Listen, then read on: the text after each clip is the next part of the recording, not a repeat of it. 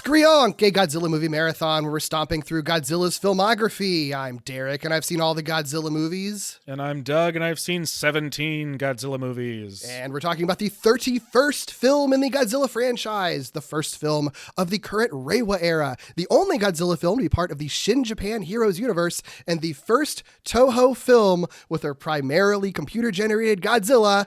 It's Shin Godzilla, also known as Shin Gojira in Japanese and Godzilla Resurgence internationally, and initially in English until everyone agreed that Shin Godzilla was a better title and just became known as that.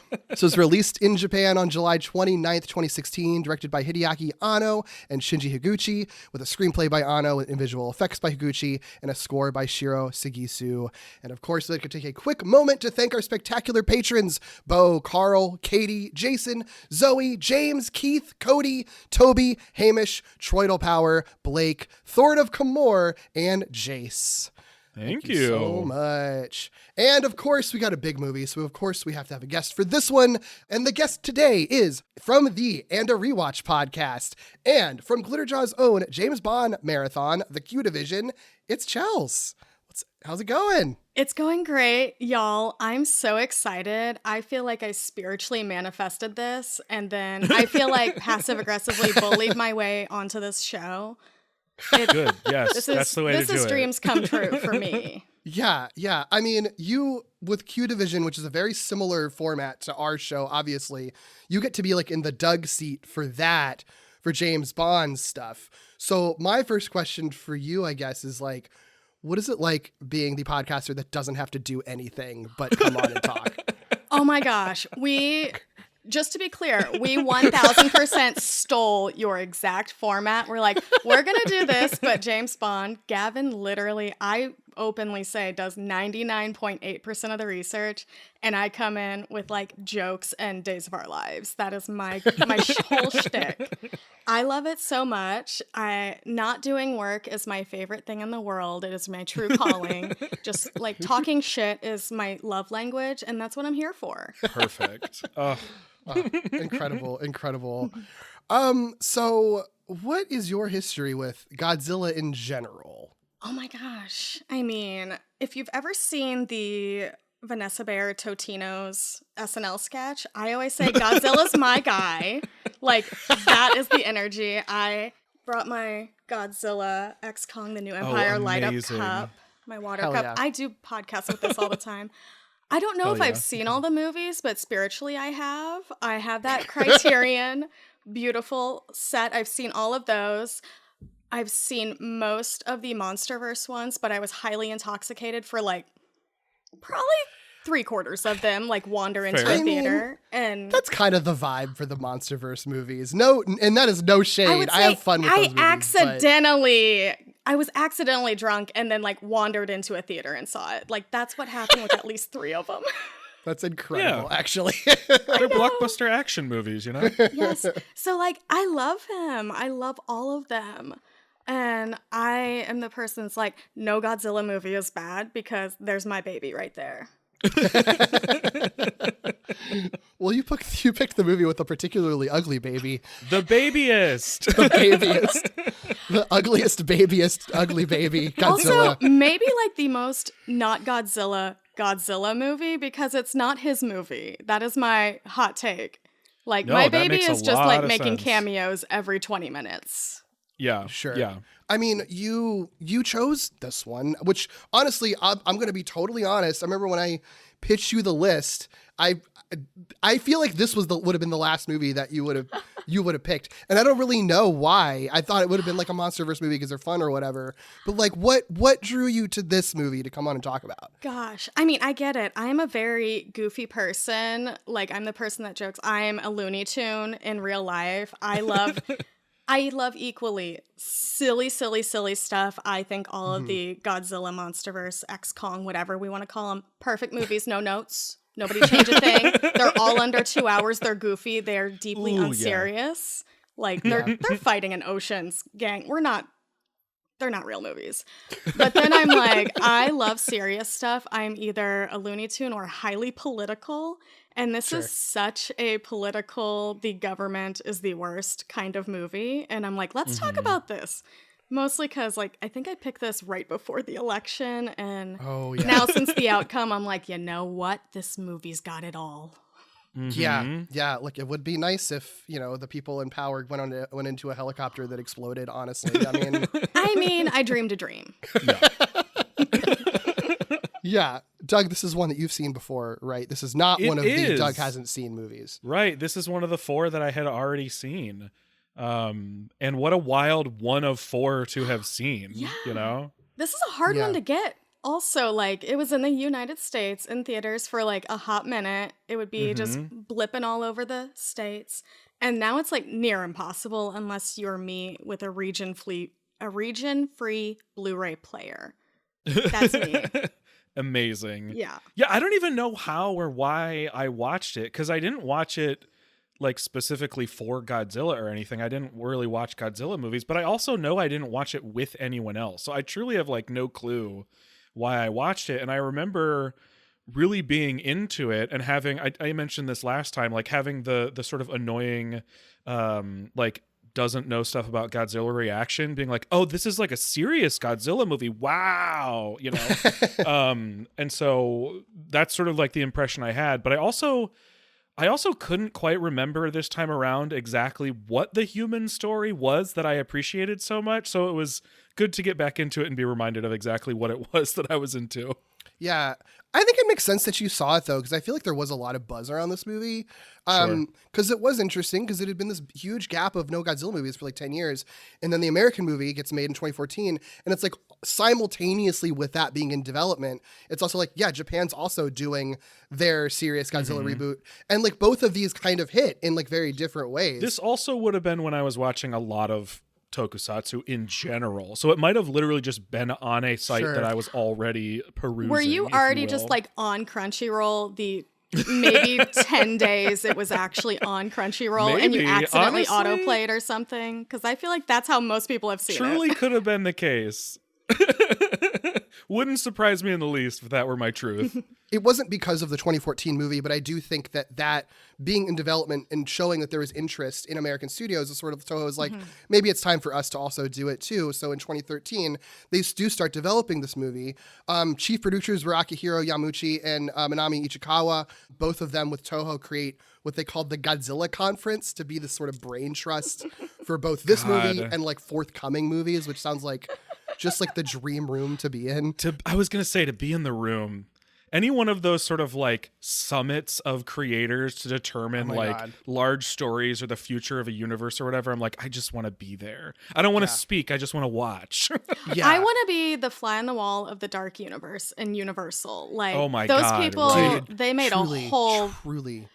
I love that so much. But yeah, this one in particular, I love that there's a whole brain trust and we get the one film. Yeah. One whole film.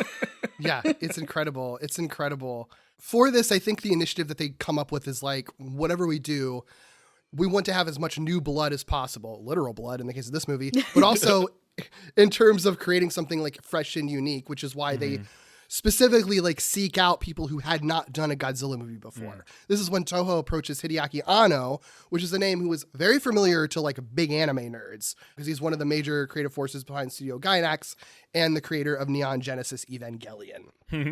Is that a series that either of you have familiarity with by any chance? Only in that I've seen stuff on Tumblr, because look out, I've never left Tumblr.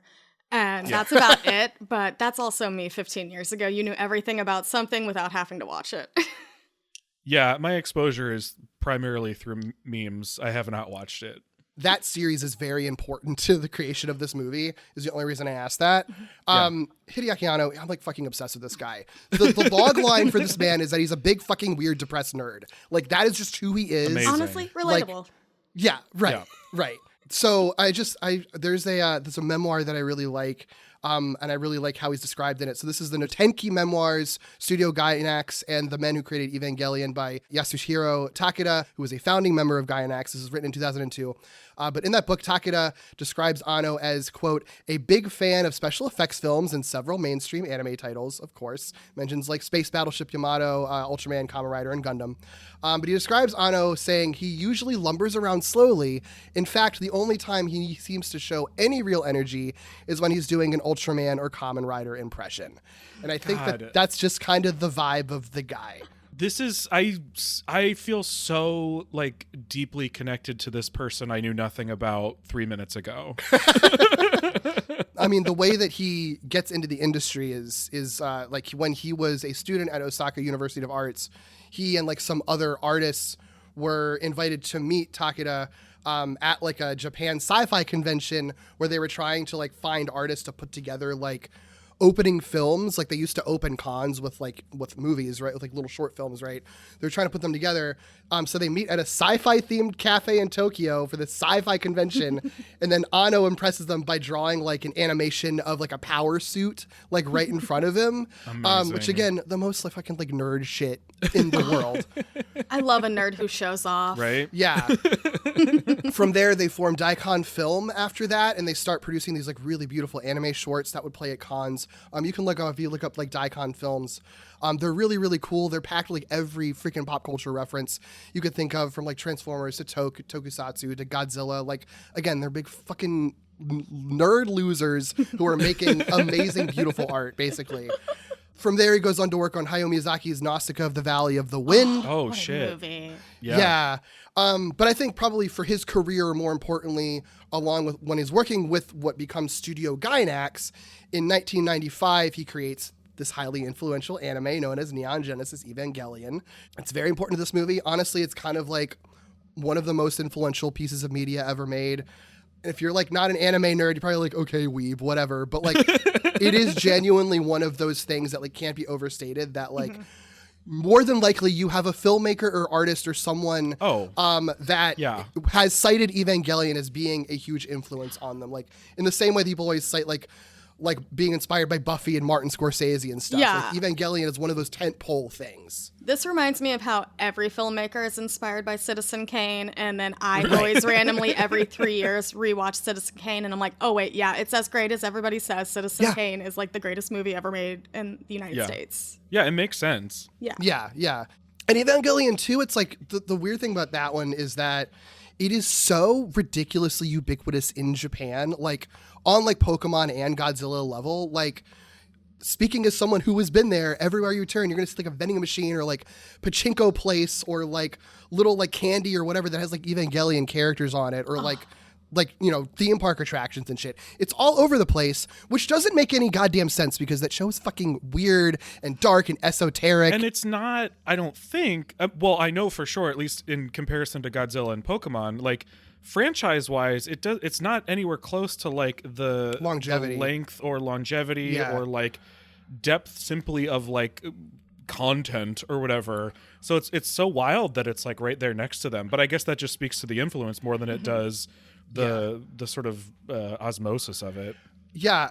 I think Evangelion, it's so weird. It's so interesting to me. And I think there's a lot that you can compare to Godzilla in how strange it is that it's as ubiquitous as it is. And I say this as someone who, I fucking love Evangelion. I think that entire series is really incredible, but it's like, it's all over like kids' toys and like, again, like theme park attractions. But yeah, you watch the show and like one of the most like famous scenes from like one of the movies is like a 14-year-old's hand covered in cum. Like, it's not a fucking like mainstream thing.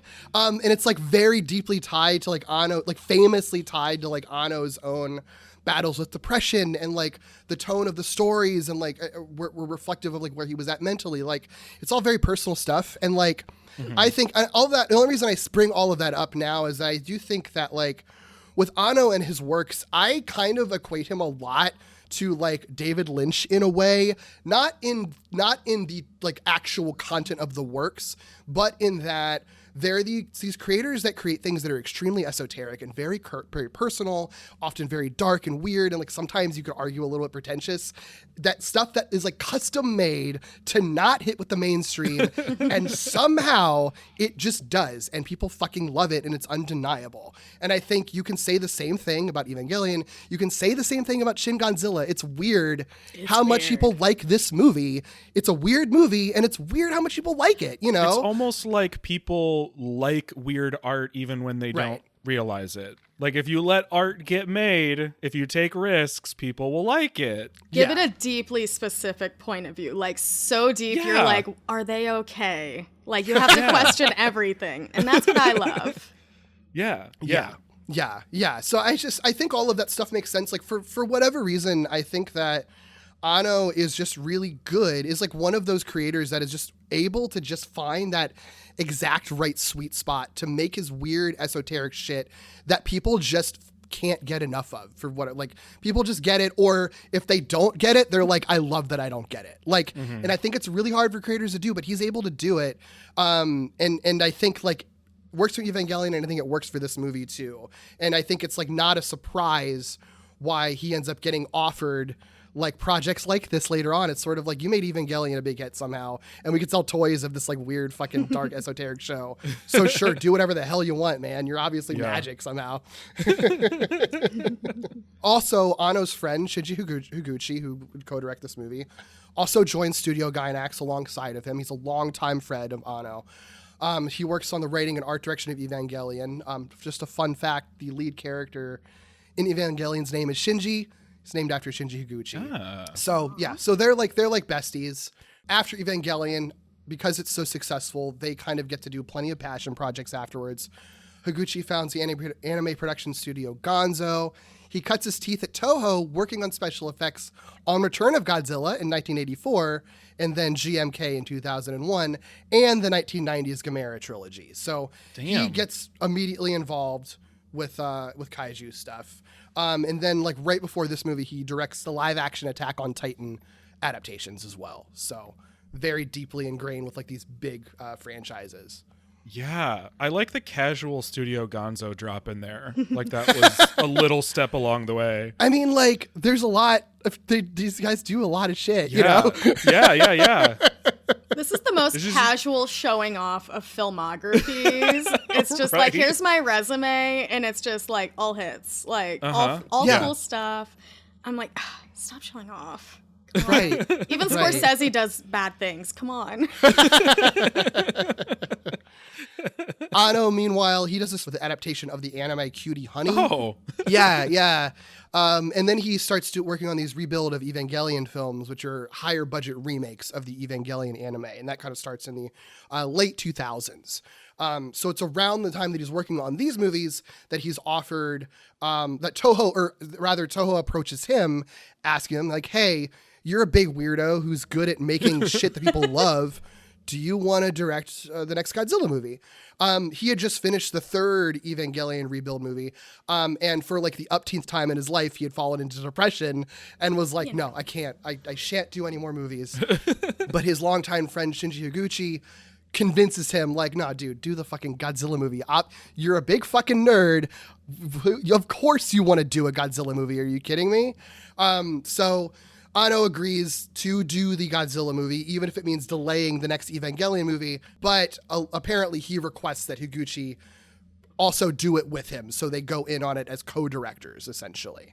And apparently, by all accounts, by anything I've read, I don't know if Anno has ever said this explicitly or if it's other people talking about him, but like allegedly, like he has cited Shin Godzilla or working on Shin Godzilla as being the thing responsible for reigniting his love of filmmaking and getting him like out of his depressive downswing, so then he could go on and finish the Evangelion movie series. Amazing. That's beautiful. Yeah. So working on Godzilla, Anno and Higuchi, they have a really actually similar partnership to Honda and Tsuburaya, where Anno writes the script, he directs the actors, while Higuchi is the director of the special effects sequences. And Higuchi specifically was trying to approach all the special effects stuff with like the most terrifying depiction of Godzilla possible. And he wanted to really reflect like the world's quote loss of innocence, citing like 9/11 and the tsunami and nuclear disaster in northeastern Japan, all stuff that like the creators of the 2014 Godzilla movie were also citing for their movie. I'll talk a little about the music really quick. I think the music to this movie is fucking wild. Yeah. It was composed by Shiro Kusagisu. Before I tell you about him, I just want to send you a photo of the guy. I fucking love this guy's entire vibe. Oh, everyone you've mentioned so far is like a full visual vibe. Oh my gosh. I need this Aren't they? outfit immediately. The pants with like, I guess that's that like medieval cats on his pants. Oh, I thought they were like cherubs. They might. Oh no, you're right. I think they're cherubs. Actually, that's exactly what it is. I mean, still, either way. I mean, like, medieval cats and cherubs aren't that different. Same. truly incredible. Yeah. What a vibe. Seems like a cool guy. He's a frequent collaborator with Anno and Higuchi. He does scores with a bunch of stuff with them. But of course, he's very famous for working on the score to all Neon Genesis Evangelion things. And in fact, there is a musical track you hear in this movie repeatedly. It's like called Decisive Battle. Whenever there's like the bureaucrats or government people doing stuff, and it's like the dun, dun, dun, dun, dun, dun. That's just from Evangelion. That's like a song that's played in like literally every single episode of Evangelion. He just reused funny. it for this movie, like tweaked it slightly. It's really hilarious. It's perfect the way he does. Yeah. I mean, as RuPaul says, you don't need to reinvent the wheel. The wheel is great. Exactly. Yeah, exactly. And what's funny too is that Akira Ifukube, who died in 2006, is also credited as one of the composers of this movie because Sugisu just like uses a ton of Ifukube's stuff. Yeah. And you can tell, and it's not just from the original movie. It's like there's like other, like he uses stuff from like another Toho movie, from Battle in Outer Space, a couple of times. He uses tracks from Godzilla movies all the way into the Heisei era. I think just the idea is just like a lot of this movie is meant to harken back to the original Godzilla in so many ways. And I think you see it in this, and then I'll talk about some of like the other Shin movies that come after this for other things, but that ends up kind of becoming a common thing that these things do, where it's like, if we're going to throw back to, you know, the earliest versions of these like major franchises, like people fucking love the music. Why not use it? Yeah. They stick out because they're still like using like the mono mixes of them, but I don't know. Like I think it works, you know? I think it works a lot for this movie because so much of this movie feels like the analogous mono track, if that makes any kind of sense, you know? For sure. As a compliment. There's something sort of distilled about it. Yeah. Oh, this is just an interesting thing. The title of the movie, because this is also like a very Anno thing of just being like, look at all these like multiple meanings that I've hidden in my movie. So like Shin, when it's used a lot in like Japanese titles, it usually just means like new in a lot of cases, and that works just fine for this movie. It's the new Godzilla, but it can carry multiple meanings depending on like which kanji character is used. So like sometimes Shin will mean new, sometimes it'll mean true, sometimes it'll mean God. So Anno intentionally chose that because it's like, but is it new? Is it like the real Godzilla, or is he the God incarnate? No. Yes. Oh, kind of funny. Yeah, exactly. Yeah. The last thing I want to ramble about before we just get into cool shit, the Shin Japan Heroes universe that I referenced before, it's just sort of interesting. This is the only Godzilla thing I think that's like, or the only Godzilla Toho movie that's like part of something that's not Godzilla in a way. Basically, the Shin Japan Heroes universe is the series of works that is helmed by Hideaki Anno. Has sent many of the same creatives. It's not like a shared universe in a cinematic universe way, but like it's a sort of unprecedented marketing campaign connecting multiple movie studios through one creator, where they're like okay with marketing together. Basically, like it involves the Evangelion rebuild movies, Shin Ultraman, Shin Godzilla, and Shin Kamen Rider, and that's like Studio Kara, Tsuburaya, Toei, and Toho, four like competing studios that are willing to work together because Anno has made movies has made 4 movies in them that are all sort of tied together thematically, that are all about sort of revisiting the roots and deconstructing these like franchises from previous decades, and then like marketing kind of together, which is just sort of weird. Like you don't see like corporation marketing stuff, in Hollywood, right? But it only benefits them in this case, right? Because it's already like their big names, and if one thing he did was this sort of unique piece of art that created plenty of conversation and buzz, like why wouldn't other studios want that for one of their sort of big properties? Yeah. I think what's interesting about them is that like, so all of them, I've seen all of them, and they all, like I said, they're kind of tied together by like referencing like, the Shin Ultraman movie, it's very like throwbacky to the 60s and adapts a lot of that stuff and kind of tries to, reuse a lot of the same music and like reuse similar styles of special effects.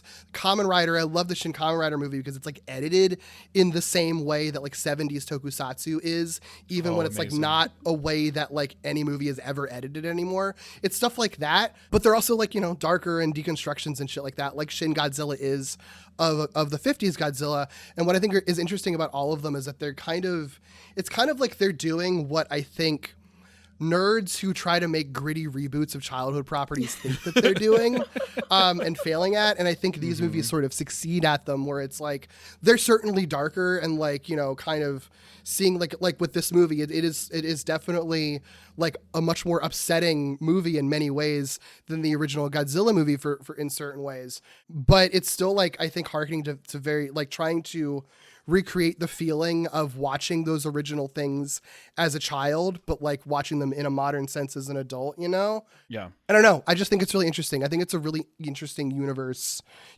quote unquote, to sort of exist. And it's cool that we have a Godzilla movie that's kind of part of that. Yeah.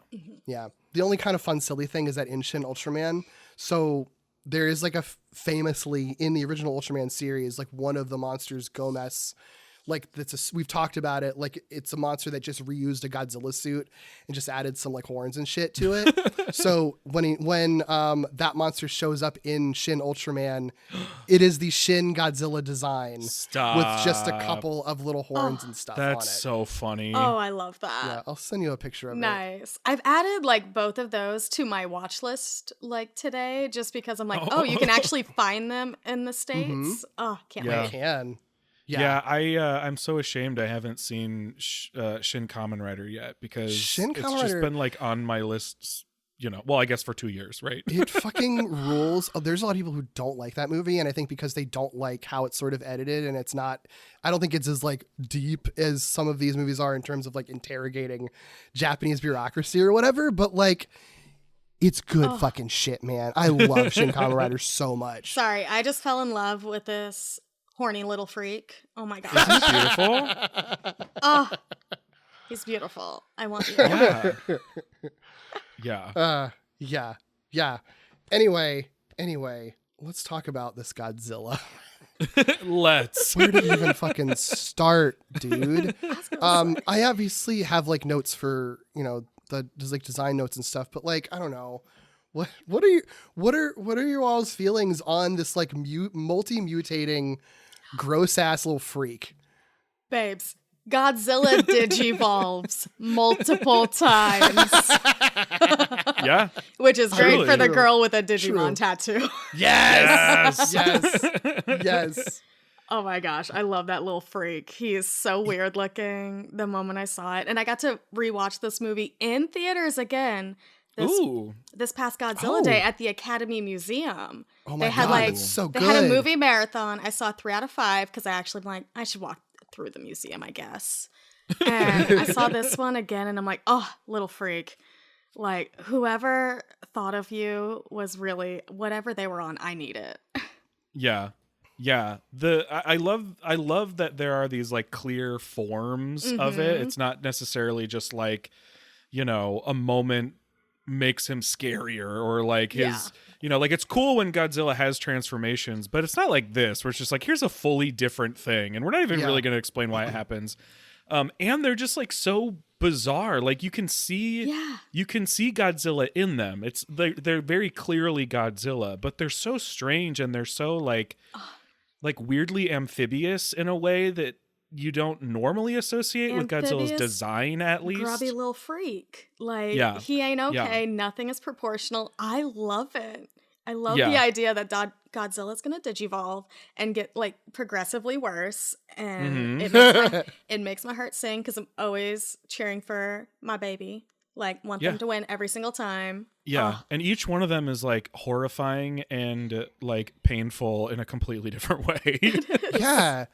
My question to you all is, do you remember when you first watched it, did you know like, oh, that's going to be Godzilla, or did you think it would be like a different monster that Godzilla would fight or something beforehand? Oh yeah, I went into this movie completely blind because at that point Same. it had been out for a few months, like internationally, and then I think it was around like October that year that we finally got it for like a dozen random dates or so. And I'm like, I don't want to know anything. Don't want to know. Because everybody's like overhyping it to the point that I'm like, I might hate it. Like, people do that all the time. And then I see this little freak and I'm like, wait, is this going to be a different monster? Or is this going to be like sidekick? What's going on? And then Sidekick. you never know. I love that. Yeah. We had sidekicks in Godzilla X Kong the New Empire. Anything's It's possible. true. So then when I see it, and then as it progresses, I'm like, oh, this is fun and new. I'm not sure where it's going, but I'm having a good time. Yeah. I remember when by the time I watched it, I had already known that it was an evolving Godzilla, so it wasn't a surprise to me. But I did, I watched it with my boyfriend, Chris, the first time that he had ever watched it, and he apparently didn't know that. Amazing. And when Godzilla, like the second form, first evolves and just stands up on his hind legs, he was just like, wait, that's Godzilla? Like, it truly took that long to realize it, because it is like nothing else you've ever seen ever before with Godzilla. That was my experience. I remember not thinking that's what it was. I thought it was, I just thought it was like a weird freak monster. Yeah, like and this then little it really tadpole only clicked thing. it really only clicked when I realized it was trying to stand up, and then it's like impossible to unsee. But I had no idea when I first watched it. Absolutely no clue. Yeah, it's really cool. I mean, he technically has 5 forms in this movie. Yeah. You really only see 3 of them. That confused me in the movie. At the point where they were like, confusing. oh my God, 4th form. I was like, has it been 4? Yeah. Because the first one you only see the tail, or maybe he was just a worm. I don't fucking know. 1 second. Let me like unblur my screen because I'm going to pull this up for everybody. I love him. Unblur back. Look at this freak. This is love at first sight. It's so so good. This is so wonderful. Just wriggling around on the ground. Not a care in the world. No. The way he just waddles. It's so cute. Full head empty ass wiggles. Ain't nothing happening in So there. good. You can't blame him. He just wiggling and squirming. No. This slideshow of Godzilla God, pictures it's is incredible. Oh my God. Look at my child, please. I love This is just my having baby. the iPad with just like pictures of your kids, but your kids are just Shin Right. Godzilla's multiple Yeah, you got to be forms. ready, Literally Yeah. my Oh my whole brand right here. Oh, Gotta keep printed photos in your wallet, you gotta. Oh Yeah. my God. Yeah, it's really, I mean, I think it's really interesting too, because like I know that a big part of the intention with this Godzilla is that like they wanted to harken back to what he was in the original 1954 movie, not in that they're trying to make him look similar or anything, but in that movie, he is so explicitly a victim, and they like designed him to have like basically keloid scars, and to be like a victim of nuclear radiation in the same way that people who have been, affected by radiation and people in Hiroshima and Nagasaki were. But obviously it's a thing that's sort of been lost over time as movies have changed. And like, it's also harder to see that and depict that in the original black and white movie. And so it's interesting that their viewpoint is sort of like, well, no, if we're harkening back to the original one, he's going to be just a true victim. And we know now that like people who've been affected by radiation, like mutations from radiation aren't like cool like they are in comic books. Like it's all really horrifying stuff. And so like this whole Godzilla, every form is something that like it doesn't make any sense that it exists. It's like asymmetrical. It can barely move around. It's just wandering around. And like, it's like cute to watch it because it is totally head empty, but it's also kind of like, I feel so bad for this guy because he's just trying to live its life and he's just spewing blood everywhere and doesn't know what he's doing. Like, he's having a great time, but he's also obviously in agony and having a terrible time. You know what I mean? My client is innocent. I don't know what anyone's talking about. I do think there is something very cool, and we haven't gotten into plot or themes or anything too much, but like I do think there is something cool about this Godzilla transforming in such stark ways that like represent the immediate increase in threat like throughout the movie, right? Like you can literally see like, oh, things have gotten worse, which I think is really kind of important for what this movie is doing. Yeah. I want to give a lot of credit to Mahiro Maeda, who is credited with kind of conceptualizing this idea of this like kind of this Godzilla being just a fucking just mutated mess of a creature. Maeda had worked on like the Evangelion films, had previously worked with Higuchi on an Ultraman series, on the Heisei Gamera trilogy, had done the concept art for Mad Max Fury Road as well. What the hell? Yeah, or done some concept art, I should say. Showing off again, I see. I know, right? All these creatives. Yeah. But yeah, I think he's majorly responsible for what Godzilla looks like, and I think Anno, Higuchi had come up with the idea of like they originally wanted to have a conventional Godzilla to begin with, and then he mutates over the course of the movie. So then you're seeing your like Godzilla that you know and love become something worse, and the horrors of that. And it's Toho is sort of like, no, that feels, we want to, we can't just like start with Godzilla and then not end with Godzilla. But they're able to get around it by being like, well, he's going to mutate into Godzilla then, and they're like, all right, fine, and that still allows them to do this like weird digivolving thing essentially. Yeah. His sort of, not exactly the final form, but basically his final form, the fourth form. That's the one that looks the most like Godzilla that you see the most of, obviously. He is portrayed in motion capture by Mansai Nomura, who was a famous Kyojin actor on stage. Kyojin is just like very exaggerated physical comedy theater. They usually have like a lot of slapstick and satire. So like people who can move with their body is very good. It makes sense how he would be involved in this. Also, he voiced a character in Miyazaki's The Wind Rises at one point, apparently. Okay. Yeah. But yeah, so he was chosen for this. Obviously, when they had him in the motion capture suit, apparently when there's like in Kyojin theater, typically a lot of these guys like wear wooden masks for their performance. So when he was doing this, of course, they put him in a wooden Godzilla mask, and I just sent you a photo of him. Amazing. Yeah. I mean, my gosh. Yes. It's kind of perfect, right? Because if most of what your acting needs to be is through your body, this is like the perfect kind of person to get, Yeah. I love that. Do rely on that body. Yeah. Some stuff about the design of this, because this is the first time Toho does a mostly fully CGI Godzilla, so it is a pretty big step for them. Anno did intentionally want to have the creature look like have the texture of rubber, even within the there you fucking go, right? Oh, he looks so good. He's so hot. That's my baby. It's like the pictures keep unfolding from the wallet. When you think it's done, there's more. Don't forget this one. I'll never this one. Oh, here's some puking up blood, Yeah, but they did experiment with using some physical stuff. So like the fifth form at the end of the tail thing that you see with the humanoids popping up at the end, like that is actually a physical model that they built, which is really cool. Like you can see close-ups of the creepy like little xenomorph dudes. But they did have like they done some blue screen work where they used miniatures, but then I think they like erased all of those out over CGI.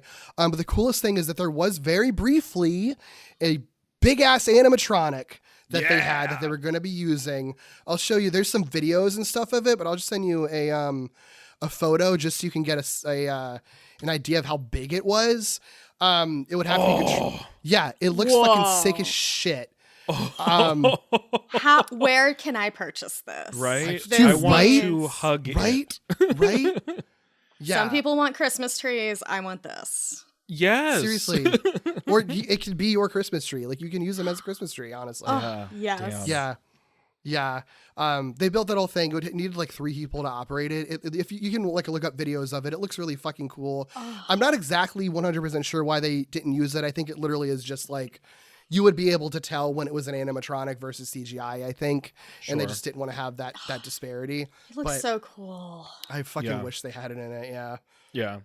I mean, we talked about the other forms. What do you think about the 4th Godzilla form? The 4th Godzilla form, I think, is really cool. I mean, like you said, this is the one that's like the most traditionally a Godzilla design.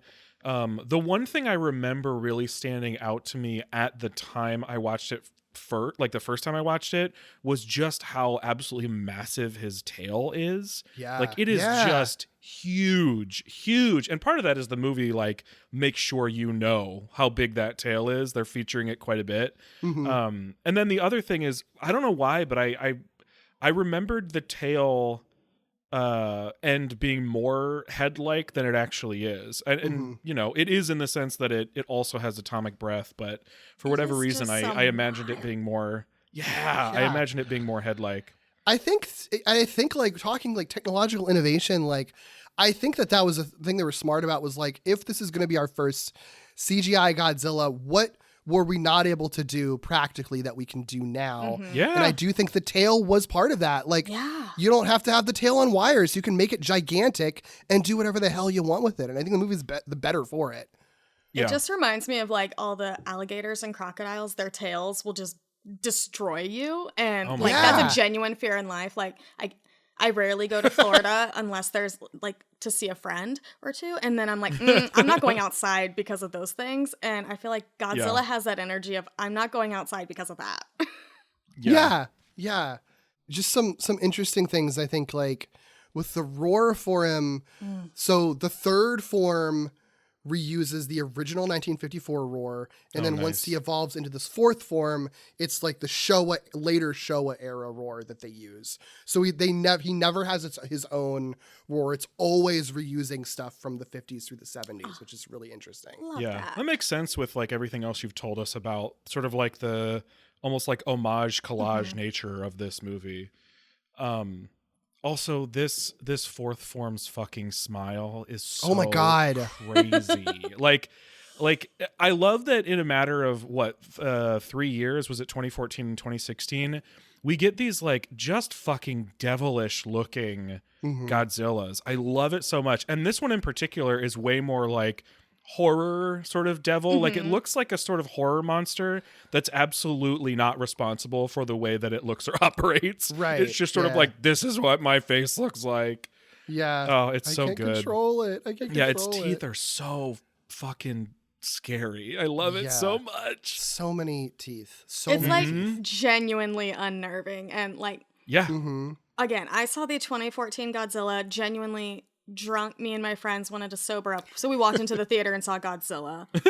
We were probably the worst audience people, and I'm like, well, this isn't much like this. I'm like, well, this isn't a Godzilla movie. But then I see this movie a few years later, and I'm like, oh my gosh, Godzilla's not the main character really, but also I love this freak. I like that he's genuinely scary. I didn't think 2014 was scary at all. I'm like, sure. Whatever. No, I saw you for 2 minutes. It's cuddly. It has a devilish smile, but 2014 is just like a big chunky boy. Whereas this guy, I'm like running away forever, and you know he's gonna get me. Yeah. It's interesting to me also that this sort of like 4th form, right, the more traditional one, has like these tiny eyes, just like they're not the same, but also has these tiny eyes, which I tend to like, but for it to be so closely in proximity to another design independently with these tiny eyes is interesting. Yeah. Just for the nerds on the internet, the different forms all have like names, but they're all based in the neighborhood that they first came ashore. So our little freak like Wadley boy is Kamada-kun. So if you ever hear people talking about Kamada-kun, that's his name. The other ones don't fucking matter. I just like Kamada-kun for that little fucker's name. I love that so much. Yeah. What a cutesy name. Right? He's adorable. Right? He's innocent. Those humans were in the way. You know what? We shouldn't have put buildings there. We should let nature take over. I mean, honestly, though, I think that is kind of I think that's in the text. You know what I mean? Yeah. Like you're supposed to feel bad for this, even as scary as he looks in the fourth form with the devilish smile. Like, you are supposed to feel bad for him because he is just fucking walking. And like, I do think I never noticed this, but someone had written online that like, if you pay attention to it, the only time he ever does the like Godzilla screonk is after something like painful has happened to him. Either he's mutating or he's struck by missiles. And it's like, oh, that's not like a prideful, like I'm a big bad monster roar. That's like a screaming in agony roar. Yeah. Exactly. He's terrifying, but it's not like terrifying in a way that he's trying to be terrifying. It's like the very specific, like pained, tortured type of terrifying where you're like, oh, your existence is awful. Like your existence is truly awful. Also, Derek, I know you said you only care about the Kamada-kun nickname, but it is really, really cute that it changes to Kamakura-san when it is fourth form. Like, I love that the little suffix or honorific changes. That's very true. That's very true. So good. Yeah. Yeah. A couple of like deleted scenes about him, I think even make him even more like horrifying. Normally I wouldn't like bring up deleted scenes or whatever, but these are just really interesting. We have to. Yeah, because there's one where his third form is like vomiting up this like giant waterfall of like hot boiling like blood liquid. They should have kept it. They should have. I agree. Well, here's the thing, and it even makes sense because it's like, oh, that's sort of your stepping stone. You know, the second form bleeds all the blood out of its gills, then it starts puking up blood, and that puking up hot blood is basically like a proto version of the atomic breath. Like, it fucking works. It's so good. So fucking wild. Yeah, and even when he has the atomic breath, it kind of looks like he's like puking it up rather than like it looks painful. It looks painful. Yeah. Mouth splits open and shit. Oh. Like, Yeah. Like, I've recently rewatched a lot of Doctor Who, and in the 13th Doctor's first season, there's a whole episode about these massive spiders. And they're just massive and in pain and dying. And that just like reminds me of this Godzilla, that you just know he is suffering so much. Yeah. And part of me is just like, we need to do something to save him. I am so worried for my baby here. But also like rooting for you, babes. Yeah. There's another deleted scene where like there's a bit when Godzilla's flesh like kind of gets blasted off by a stealth bomber. And then they cut to that flesh and it's like starts growing like an eyeball and teeth from it. Oh my God. Yes. Yeah, it's fucking gross as shit. That would have been so cool as like foreshadowing for the final mutation and form, you know? Yeah. They had the time too. This movie's like only 2 hours. Yeah. Oh, fuck, dude.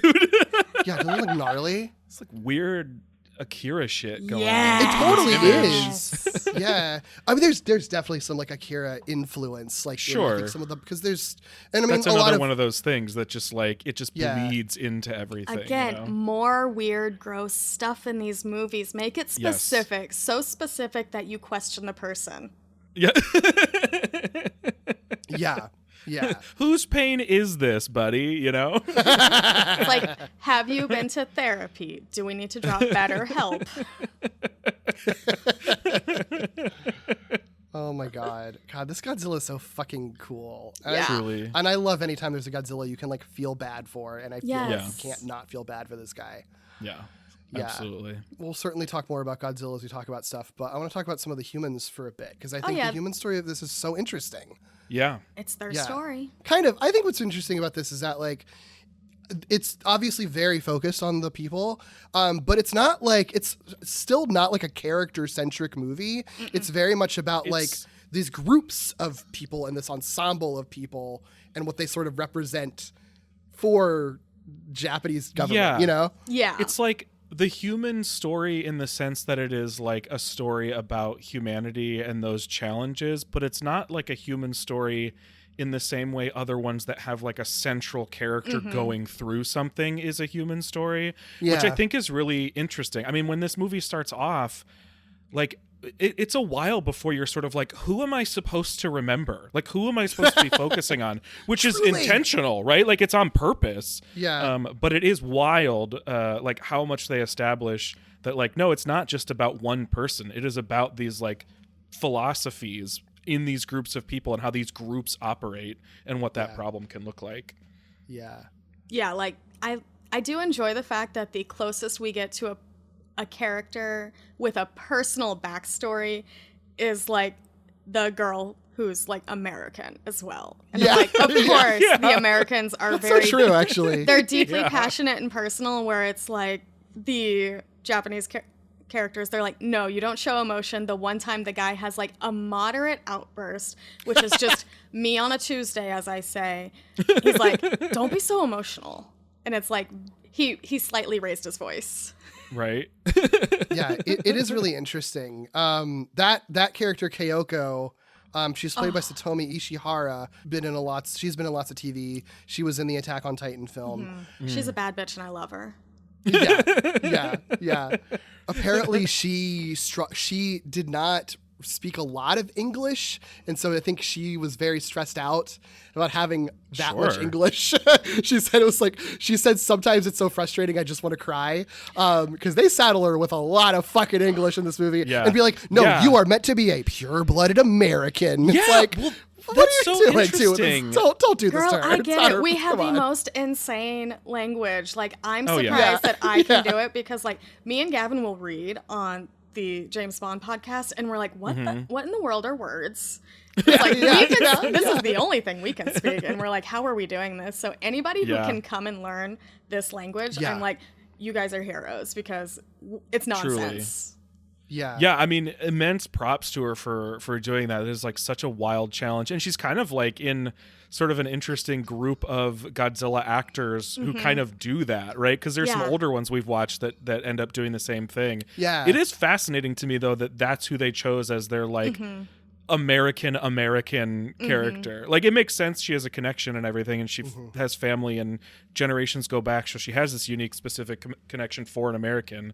But it's so interesting that she's like the American, when typically the American is way more stereotypical. Yeah. She's good though. Like when she's in the plane with, I think it is just literally supposed to be the president that she's talking to. Is it supposed to be the president, or is it some, I don't know. The politician I'm assuming it's like a president, or maybe like the Secretary of Defense, something like that. Secretary of State type. Yeah. BS. We saw the president, right? So I don't know why they wouldn't show who that person is. I feel like it's got to be. Did we see the president? I don't remember. Is it the one white guy in the movie? I don't know. I don't know. You know, hard to keep track. Either way, whatever American politician she was talking to, you know, it's voiced over by an American actor who's not amazing. And then you see her, who I know literally doesn't like naturally speak English, and yet her performance in just reacting to like being told about like this could ruin your political career, and like and you see all the emotions on her face of like, you know, should she like betray her heritage in favor of her political career or whatever. Like it stuck out to me so much, because you're hearing like the American side, the acting is just like and then her, it's just like she is giving like a tour de force performance, you know. She's so good in this. Oh, I love her. She is just truly the vibe I aspire to in life, where it's like on the outside you think she's a cold-hearted bad bitch, but man, you see all the layers peeled back. And again, she's the only character we know any background about, really. I love her. That's true. Yeah. I don't know, some of the other ones, so there's like two men who were like kind of in sort of main roles, I guess. Yeah. I identify them as the guy with the glasses and the guy without the glasses. Yeah. The guy without the glasses is Rando. His name is literally Rando. I was about to say. Yeah. It's the only other name I remember, but I wouldn't have been able to confidently tell you who I was supposed to assign it to. Yeah. He also, you know, he's an award-winning actor. He was also in Attack on Titan. I like him, but I don't know. Is there anything to say about it? He's kind of a protagonist. The closest that you kind of get to a protagonist. He's the closest thing to a lead actor we have. He's pretty cute, which like goes a long way with me. So I remembered his face. Sure. Yeah. Like, I'm the person, I will never remember a person's name. I call every like character in a movie by the actor's name. I will confidently call somebody I know very well the wrong name to their face, and I'm like, so this is hot guy number 1, and the other guy is hot guy number 2. Yeah. Yeah. And in a Godzilla movie, you've mostly nailed it every time. If you have hot guy number 1 and hot guy number 2. Exactly. Yeah. Hawkeye number 2, the one with the glasses, that is Yutaka Takanouchi as Hideki Akasaka. He is a model turned actor. He's been in lots of stuff, but what's interesting about him is he shows up in Shin Ultraman and Shin Kamen Rider also as a government official. Oh, People wow. are sort of like, the Agent Coulson of the MCU is this guy is for the Shin movies kind of. Wait, the character shows up too? He's not named. He is it is the actor playing another government official see. and playing it the same way. So he's basically the same character, but obviously the movies aren't in continuity. So like it's Sure, not the same. okay. Well, It's just I'm like their saying in funny here little and thing. now it's the same person. I've declared it. Why not? It is law. Sure. Who's going to tell me no? Exactly. Who cares? It's fine. Yeah. Same deal. I don't know what to say about him other than he's good. He does what he's supposed to. It's hard to talk about these characters. It's hard to talk about them as individuals. Yeah, Yeah. It really right, is different. right. With the exception of Kyoko, like Yeah. no one really functions as an individual except like maybe the prime minister. You can kind of talk about as an individual. Sure. There's like the one sort of like guy with political aspirations who's kind of an individual. Like there are these like little kind of incidental individuals, but Or like the Not gal on the traditionally computer who seems super cool. Yes. And I'm like, Yeah. I want Yes. more of you. That's who I was Right, just going to yeah. point out. She's Oh, like the she's fucking great. best. So her name is Hiromi. The actor's name is Mikako Ichikawa. Here's the thing. She'd also been in Ano's Cutie Honey movie. But more interestingly, she was a lead in the Japanese lesbian drama Blue. So yes, she was. yes. Fucking rules. She's really Yeah. good in this. I mean, again, playing an ensemble role, but like she stands out to you. You But don't that's forget the her. thing, right? Like if you are in this ensemble and you stand out for really Yeah. kind of any reason, like that's pretty significant. Also, the older professor who has like the pink towel or scarf or whatever. around Yes. the entire Yeah. movie. Love that guy. Shinya Tsukamoto. Mm-hmm. He is a highly influential, well-known Japanese director whose films include Tetsuo the Iron Man, which is like Oh. the defining cyberpunk body horror movie of like the late 80s. Like he's the director of that. He's like one of those directors that like a lot of other American directors cite an influence on. He's just Sure. playing the role here. He just acts in random amazing. shit. He's also in Shin Kamen Rider. He's just having a great time in these movies. I fucking love it. I This is love like when that. David Lynch pops up as an actor in anything, and I'm just like, that babe. Yeah. Also, speaking of like famous directors, so Goro Maki, the scientist who's not Yeah. in the movie and is in a photo. I know that name from 1984, right? Yeah, so that's a name that's a name that's popped up in Return of Godzilla. You're going to hear that name again next month because that's just a Oh, common name okay. that pops up for characters in Godzilla movies for whatever reason. Interesting. All right. The actor who plays him, well, I shouldn't even say the person who is photographed, who is him in a photograph, is a famous Japanese director who died in 2005, Kahachi Akamoto. He is just a famous one who's directed tons of Japanese movies from like the 50s to 2000s. So just like with Tsukamoto, they just sort of were like, this is a director that I like. We're going to put his photo in here to be this like posthumous character, basically. It's like so the funny. actual wholesome, cool like way of doing that I can appreciate of like the horrific, terrible thing Hollywood does. You know what I mean? Yeah. Yeah. Like when Yeah, you Hollywood don't does have it, to- it's a jump scare, and I'm like, burn it to the ground. This Right. way, I'm like, aw, This I is like like this endearing. picture. Yeah. right. Yeah. Right. Yeah. There's just so many. There's like I know. so Yeah, many people in it's this movie. And like it's interesting too because like there's so many people in this movie that I would be surprised if anyone who watches Kamen Rider or Super Sentai or any of that stuff doesn't recognize random background actors. Like I recognize several of them just from being in Kamen Rider, like in an episode of Kamen Rider or like doing a guest spot in one of those series, you know? Yeah, I saw you mention one. You had posted about one. Yeah, I Didn't you? recognized Ichi Omiya, who is like he stands out. He's like the bald guy in the sort of second half cast after the prime minister dies. He only has like a couple lines, but yeah, I was really excited to see him. And this is like sort of a sad story, but like I was so excited to see him because I had tweeted about watching Kamen Rider Build when I was watching it. He's in like 5 episodes of that, and I really liked his story in that. And I just tweeted about how I really appreciated that character's story, and he found that tweet and was like, thanks so much for watching Kamen Rider Build, like that's really cool. And so we followed each other and just sort of like liked each other's stuff and occasionally interacted. So I was like, oh, I wonder what he's up to. And I found out that he had actually died this past September, which was really like a bummer. Like I don't know this person, but it was sort of like this cool, almost like international pen pal situation. And so my weird little personal journey while I was watching this movie the second time was like finding that out and having to like stop the movie and sort of like process this and try to like find anything I could about it, and then try to like pick the movie back up and like try to like compartmentalize that and be like, charge forward, you know? Yeah.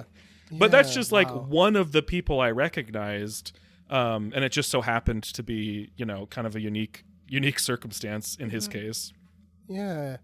Yeah. I mean, and it speaks to the huge cast of this. And I guess, like, you know, we can pivot to wherever we want to go from here. But I guess an easy segue is like the reason there's such a huge cast is that like this movie is very interested in like the mechanics of like Japanese disaster response and the bureaucracy involved in that. Yeah. Yeah.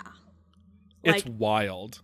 It's very interesting to watch it as like all of the disaster response in our current climate, like between LA or like North Carolina last year. And like I've been through natural disasters where I live. It's so weird because this movie, like, yes, it's specifically Japanese, but it makes so much sense for everywhere in the world.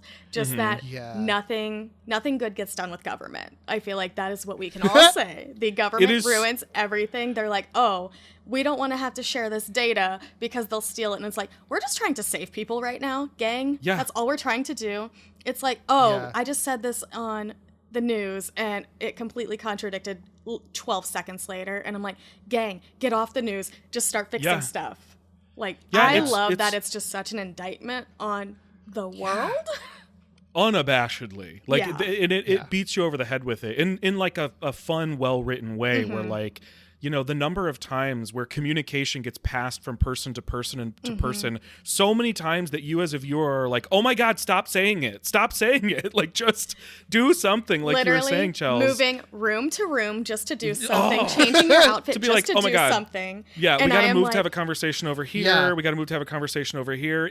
Are we allowed to have this conversation legally? Can we have this conversation before we have that conversation? Can I call this person? Is that okay? Is that written into some sort of bylaw somewhere? Actually, you know what? Let me ask this person who's going to ask this. It's so wild to watch. Just, like as an audience member, you get frustrated with them. And I used to have to work in human resources at a college. I was the media person who just worked specifically for them. But then I had to interact with every department. So this movie was truly my living nightmare of bureaucracy because nothing gets done. And I'm like, meetings about meetings, meeting notes. And I'm like, I love that Western audiences, like, for the most part, like, this movie is critically acclaimed, except in the United States. You get on Letterboxd and you see just the casual film person, like, every blogger in the world, like, gives this a 3 stars, 3.5 stars tops. And I'm like, gang, this is the point, is the bureaucracy. It's not boring because of bureaucracy. It's trying to emphasize something. You're supposed to get pissed off. You're supposed to be mad. And this movie does things that, if done in a less well-crafted movie, might warrant that type of criticism, but it is built into what the movie is about. And like some of those unexpected structural things that change over the course of the movie are about the movie, you know? It's not a mistake, and it's not just sort of like an incidental thing. The fact that the people you're paying attention to die halfway through is not an accident. It's not bad pacing, you know? And unlike the 2014 Godzilla, which you all talked about, just like the United States military getting involved. And I have so many family members in the military. I have so many opinions about the military because, like, yes, it is one way they trick people into service, but it's also rah, rah, rah, whatever. So it's very complicated. The military basically ruined 2014 Godzilla. I'm the person who's like, not a good movie. I do not agree with any of this military bullshit. It's stupid, rah-rah propaganda. Sure. Yeah, I feel you. I love that this movie right here in Japan, they're able to fully critique themselves in so many different ways, but also be like, hey, if we get rid of some of this, we can actually work together and achieve something great. That's the kind of patriotism I'll be okay with, because it's like, oh, wait, we can just talk to each other normal and just get rid of the formality and let's just go. Yeah. I love that you said that, because I do think that is an interesting distinction, because it's not that the movie is just sort of like fuck the government. It's like, what if like here's why it's bad and here's what we should do instead, kind of. Because at the end of the day, they do win, but it sort of takes people not like having meetings about meetings and just fucking taking action to solve the problems. Removing some obstacles, if you will. Exactly. Or like when they're communicating and France has to help them somehow and somebody's like, no, here's the data, we don't want it stolen. And the woman's like, no, do it. Now, go. Yeah, yes. And I'm just like, that's exactly what we need to do. Whereas the United States military genuinely ruined a Godzilla movie. I will pause it out there. I do love for sure. It's like, censorship it's hard to, galore. It's like hard to say I enjoy that movie because I enjoy it in spite of all of that, you know? It's one of those, you enjoy the sequences, some of the artistry of it, and then you'll punch somebody in the face. Exactly. Yeah. Right. I do love that this movie, though, depicts those moments, right? Like that moment with France where, like, it's hard to walk away from this movie not noticing those things. It would be impossible, because it really does highlight this sort of like, we're asking you if you will do a humanitarian thing for Japan that the whole world has recognized is this humanitarian crisis, and you're worried about like the political game that is being played. You know, I love that a spotlight is put on that. All right now? Huh. Maybe we should do the right thing and save people. Who knew? Yeah. Yeah. I think that's one reason that Kyoko is such an interesting character and is like the one that kind of is the only one that really has an arc, because her whole deal is that like she only like she lives in the US, so like doesn't have to necessarily be directly involved if she doesn't want to be, and can just fully make decisions that are going to benefit her political career so she can be president. Well, that's the thing. I was going to say, she's not just from the US. She has aspirations of being president. Right. And you don't do that without planting planning out your entire life, basically. Yeah. And like in a way, like this is kind of perfect for her, because she can make all the calculated decisions to make herself look good and support her political career. And her big thing that she does is choosing to make the choice that she knows will probably destroy her political career, but will save lives and actually solve the problem. And then it's like, literally saying she will not evacuate because she does not want a third bomb coming. She does not want to see that, because that's what her grandmother experienced. I'm like, that is the only emotional arc we have in this movie. So it's like we're always rooting for her. She's told to evacuate like way beforehand, and she chooses to stay, and you're like, that's why we are able to connect with her. That's why I'm like, oh, bad bitch, I love you. Yeah. What a great character. Yeah. It makes so much sense that she, as the quote the American in the movie, also has this specific connection to Japan, because it puts her in a unique position where this movie isn't like an individualist versus collectivist thing outright, but like it's the sort of like big mutated versions of that represented kind of at the extremes. And she's really the only character in the movie who's connected to both of those things, which makes her a really cool, unique character, at least from what I've seen so far. I can't imagine this is a character that is oft replicated in Godzilla movies. Right. No. Right. And like all of that too, I think on top of all the bureaucracy stuff, it's like one of the things that we complained about for the 2014 Godzilla movie is that because of the military's involvement, it ends up stripping a lot of the like nuclear commentary off of it.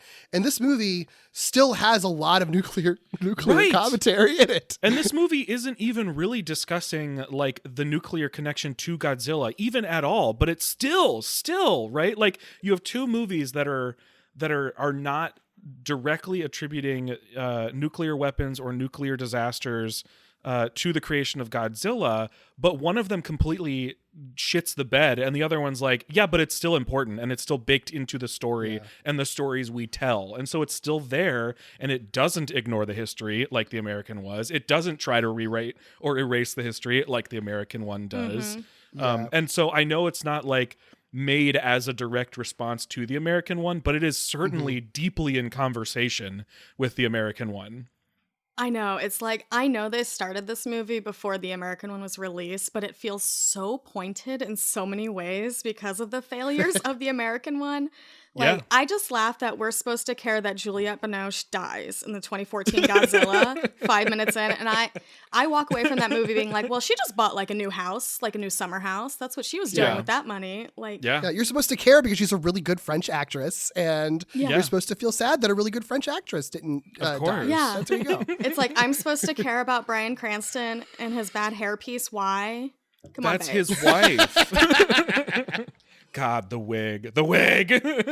Yeah. I mean, lip syncing for its life. Truly. By a follicle. Yeah. And, you know, like, obviously Godzilla wasn't hit by a nuclear missile in this version, but like the implication is that like, he ate nuclear pollution, which, you know, makes sense for like the times and everything. But I think what's really smart about it is that it's still not just like a random occurrence, like, you know, the 1998 Godzilla movie, for example, where it's just like an iguana got mutated by radiation. Whoops. That's not a Godzilla movie. That's not canon in Chelsea's household. That is not a real Godzilla. True. I did not see Godzilla in that movie. Don't know what you're talking about. It's true. It's true. You don't like Matthew Broderick noting that there's a lot of fish? Oh, my favorite murderer? Yeah. Fuck yes. Fuck yes. Oh my God. Thank you. But you're right, Derek. They don't divorce the creation of Godzilla from human decisions, right? Yeah. Bad human decisions, bad for the world, like the Earth human decisions. Yeah. Well, they still like I think that there's something really interesting. I'm not exactly sure what it is, but like there's still something really interesting of having like the scientists that made this discovery also, like Godzilla, having like these really deep ties to nuclear radiation and like having it negatively affect his life to the point that it kind of turns him into a bit of a monster too. Because this whole backstory that they explore is like his wife had like radiation poisoning or had an illness because of radiation. And then, you know, he's doing all this research on nuclear pollution and like nobody believes him. And like that sort of just confluence of just like traumatic stuff is just sort of like, fuck all of you then. Like, if nobody's going to do anything about the nuclear problem, then I'm going to fucking like hide all my work and shit, but then like leave you little breadcrumbs, so then you'll know that you did something wrong and then disappear. And like, there's a lot of theories online that are sort of like, maybe he like found a way to release Godzilla, or maybe he became Godzilla or something like that. Like they're just Godzilla. sort of tied together, oh my you God. know? Yeah. I love conspiracy theories.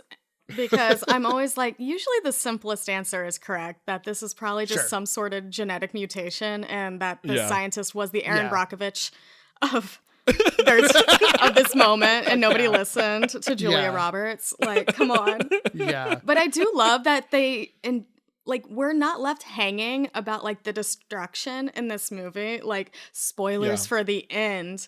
Like, I love that they specifically say that the half-life of this Godzilla thing is just 20 days. So they're able to rebuild and like get people back in much faster than like a lot of people are able to recover from disasters. So I'm like, I like that it ends on that kind of hopeful thing, that maybe the government can be useful and get things done a lot easier, like going forward, because it is just so, again, tied back to the atrocities committed in Japan. Yeah.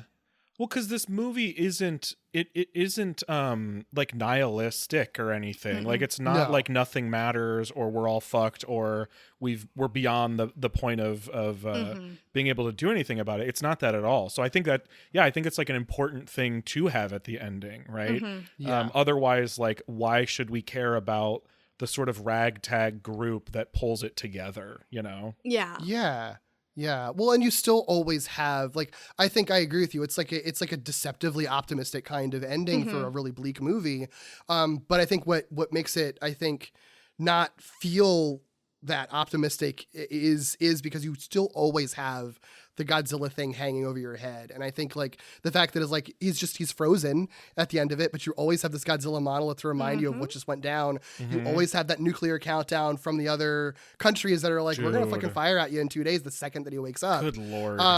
Like, and you know, so I think there's something really interesting to sort of like, you can solve your problems, but just remember that, like, you will have to continue to solve problems. Like that also is part of what the government has to do is to prepare that, like, just winning your one election or whatever doesn't mean that you can just be complacent. Like, you're always going to have to continue fighting and, you know, encountering these disasters that you're going to have to solve for, and keep that in mind. You know, like, if you're going to build something better, like, you don't want to have to, you know, scrap and rebuild again. You want to actually like build something that actually is a solid foundation to solve these problems going forward. Yeah. Yeah. And, like, I love that. Like, I'm just going to talk about the end of the movie because believe it or not, the end of the movie is not this giant 9/11 imagery like you get in every Star Trek, every disaster thing going. It is like very much, the guy does give a somewhat of a hero speech, but it's very muted. Like, you would not recognize it as a hero speech at the end before they go and freeze Godzilla, defeat him. You go to something like Independence Day. Let's go back to our nemesis, Roland Emmerich. And you literally That's my boy. You get Bill Pullman, just like the president you wish he was. Also, he's so damn hot. But, like, you get that. They go into space. They destroy everything. It's explosions. It's the Avengers. Everything explodes. Captain Marvel kills half the people and they fix it 2 seconds later.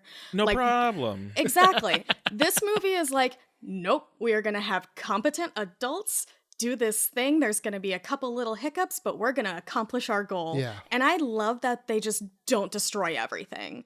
I love that the destructions already happen and that they've planned for this. Yeah, they've planned for it. They're aware of anything that could kind of happen or go wrong, so they're not in denial about the situation, right? It's not like this sort of I don't know, like weird sterile heroics or anything. But yeah, it's not like reckless in the way that a lot of movies are. Yeah, that's such a good point.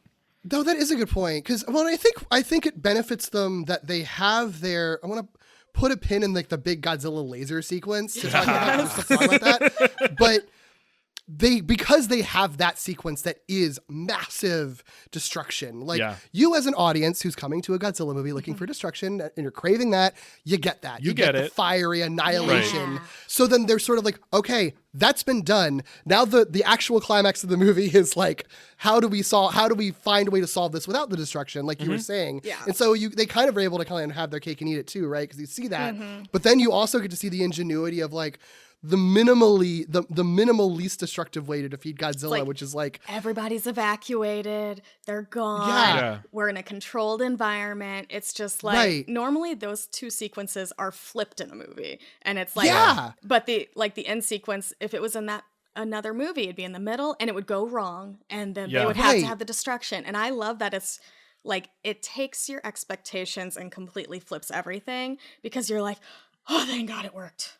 Well, that's why I can sort of understand if a worse movie made some of these choices, people would be like, well, the structure of this movie's all fucked, right? And I think if you're not paying attention to what the movie is, that might just be your pure measurement. But then I think, you're missing the point. You're missing what they're trying to actually say. And, you know, like, I've really grown to appreciate what a lot of these movies will do, which is like the quiet solution to this disastrous movie. You know, like, so many solutions we've seen now are actually these really quiet solutions, and I think that's so much.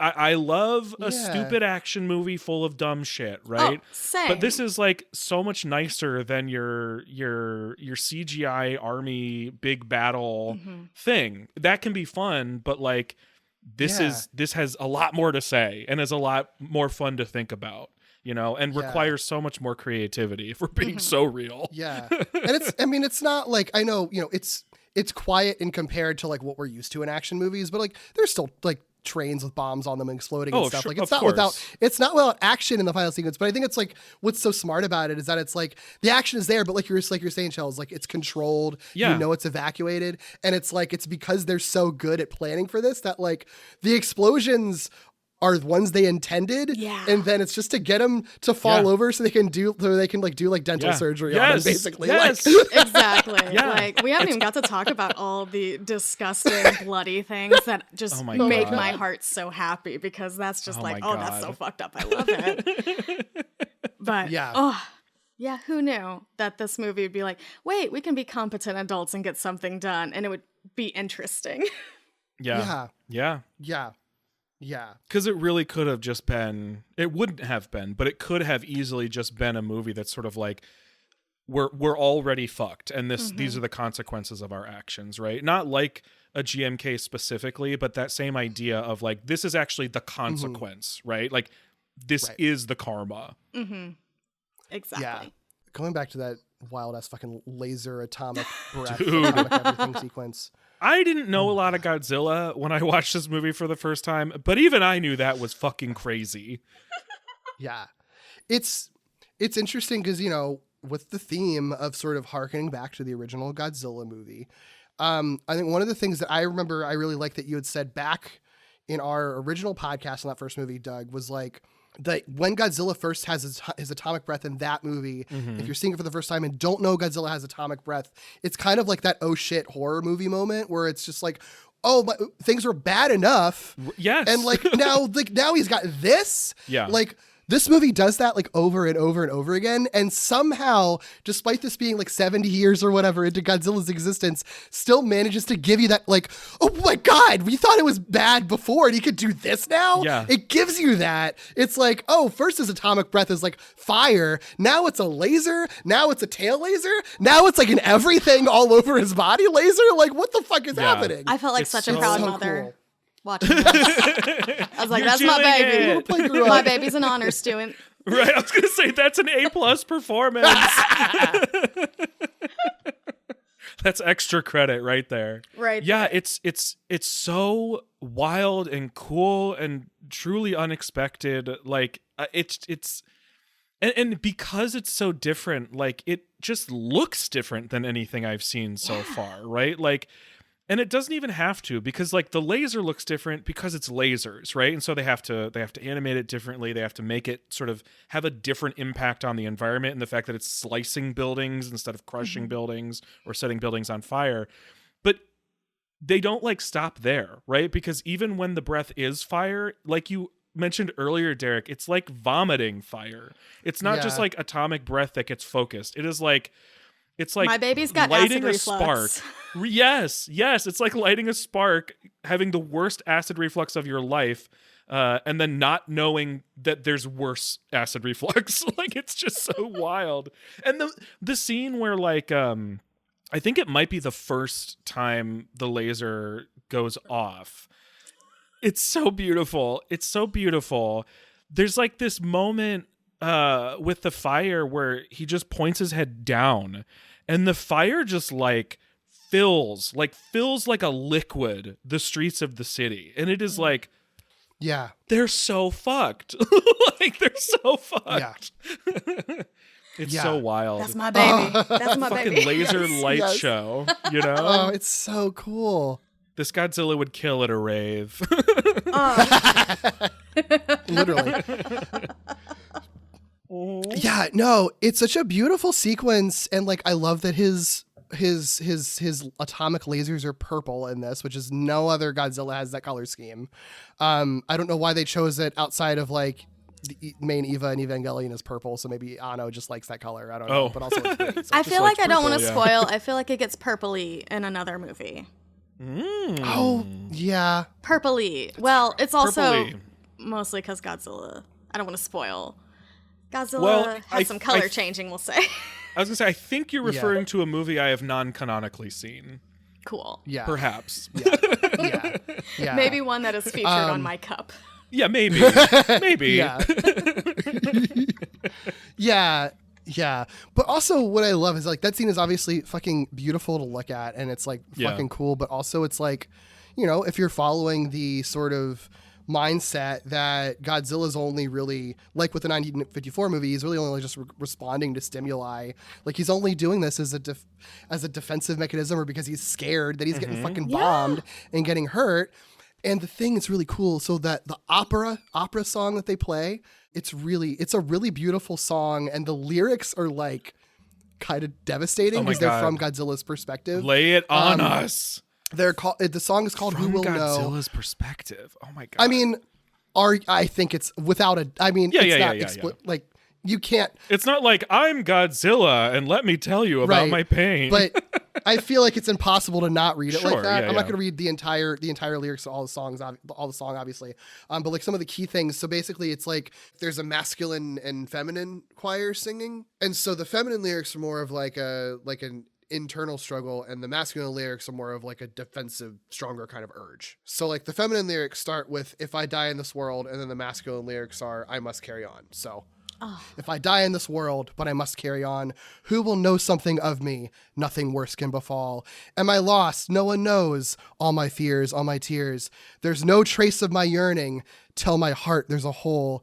I wear a void as long as breath comes from my mouth. Not even hope. I may yet stand the slightest chance. A downward slope, a shaft of light is all I need. Is all I see to cease the darkness killing me. My God. It's so sad. It's so sad. My poor Damn. baby. My baby was innocent. You know what? Yeah. We're blaming everyone else. 100%. He's a goth kid writing My poetry. baby just needed a hug and a sandwich. Yeah. Yeah. This movie is so good. It really is. It really, really is. I was like wondering, like I know that people really like this movie, but I was wondering, like, my reaction to it the first time was sort of like the annoying, like, yes, art. Godzilla is not usually art. Stupid ass reaction. So I was like wondering if that was gonna still carry into me watching it now with actual context and actual stories and still be good. And I was like, yes, it is still amazing. Yeah, it's so good. Can we just talk about how I just love that attack? Boom, attack the city. Gotta recharge my batteries, babes. We're gonna take a nap right here. Yes. Hang out. Wherever I am.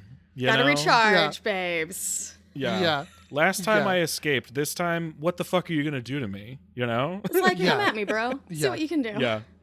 Yeah. I love that.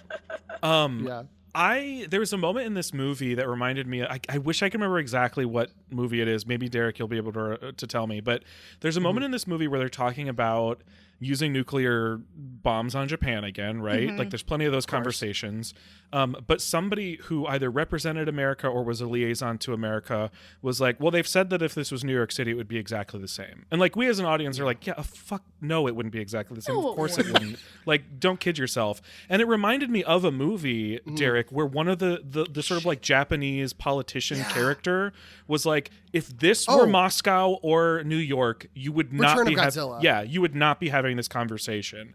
And I loved that moment in that movie, and it's all I could think about. And I was just saying in my head exactly what that guy was saying in that movie. Where it's like, you are lying to us, you are kidding, you are blowing smoke up our ass. Like, exactly. It's because we're Japan. It's because we are in East Asia. Like, you're not taking us seriously.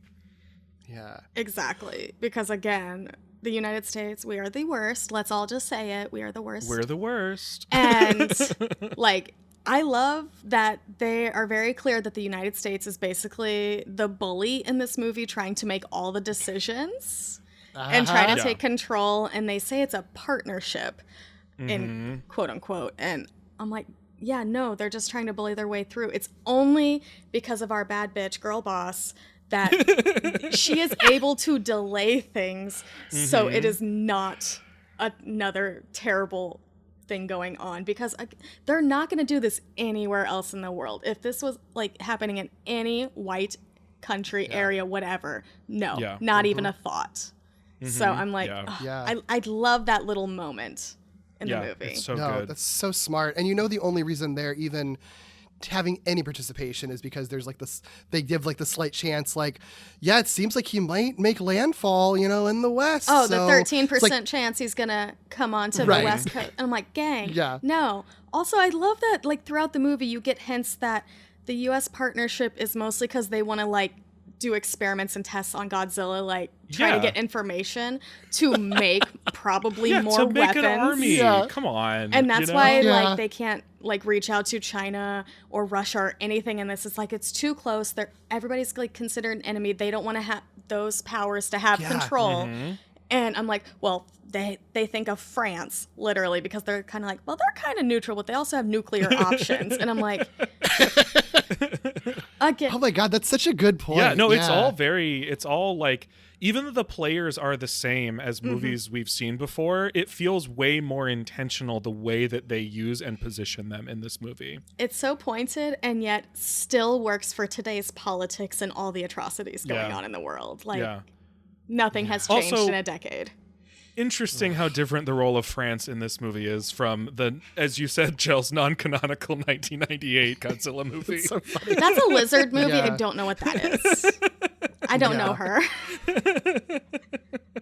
God, it is so interesting though, because when you think about it, like, obviously we haven't covered every Godzilla movie on this podcast, but I can tell you, like, from my knowledge of what we haven't seen, We've gone through half of them, you know? there aren't that many Godzilla movies that really sort of involve the United States, like, politically in this way. Like, Return of Godzilla did it because it was very entrenched in the Cold War and was commentating on that, so it made sense to include them. And, like, American military has existed in other movies, like the King Ghidorah 91 movie, Yeah. for example. But it's not really commentating on it politically. It's really only ever been Return of Godzilla and this Godzilla that has really directly been interested in Japan's perspective on their relationship with the United States in a political sense and how the United States would interact with it, which is so interesting because, especially, by like the 70s, like, they knew that Godzilla had a market in America. So I mean, it's sort of like, I'm sure that some of that was intentional, just be like, let's just, like, not touch that. Yeah. To alienate people. At that So point, I they were love just when goofy they drag do. movies by that point, Sure. which I love. Again, I think the MonsterVerse, like, excels whenever it becomes the Kong Skull Island, Godzilla X Kongs. Like, they're just drag silly wrestling movies. And, like, the military Wrestling is drag, you know? It is drag. That's not the first time I've said this. That's the funny part. But Yeah. it's like, I like that the more that the MonsterVerse goes along, it's like the military is, like, not a real thing. It's just Rebecca Hall being hot right there and then goofy people. Sure. And Yeah. then you're just like, this is the only one that has very specific geopolitical things that affect multiple countries, including the United States. Like, yes, partnership, but also a huge indictment on how awful we are. Yeah. And that we are just bullies Yeah. putting our, like, thumb on everything. Yeah, well, Yeah. I think there's probably, and I don't know, maybe this is naive, but I think there's maybe like an underestimation of the American audience's interest in that type of story or that type of indictment, even if the American government or military doesn't necessarily appreciate the indictment. You know what I mean? Yeah. And part of that is that this is 2016 versus 1970, whatever. But if ever there were a time we had a lot for, going on in 2016, so. Yeah, what a year. No, that's exactly what I'm saying. You know, like What was happening then? And Who then- knew? And everything got better after that year. That was Right. the one Because of one this bad movie. year that we ever had. America listened. I'm starting the conspiracy theory now that this movie being so unavailable in the United States on, like, DVD, Blu-ray, on streaming where you can't really find it is because of everything politically going on in the last 10 years here. You know, there is something interesting that has not always come up on this podcast, but has been kind of a thread, which is like the government's interest in entertainment of other countries and how they tell those stories, which you wouldn't typically expect a government to necessarily care about at their level.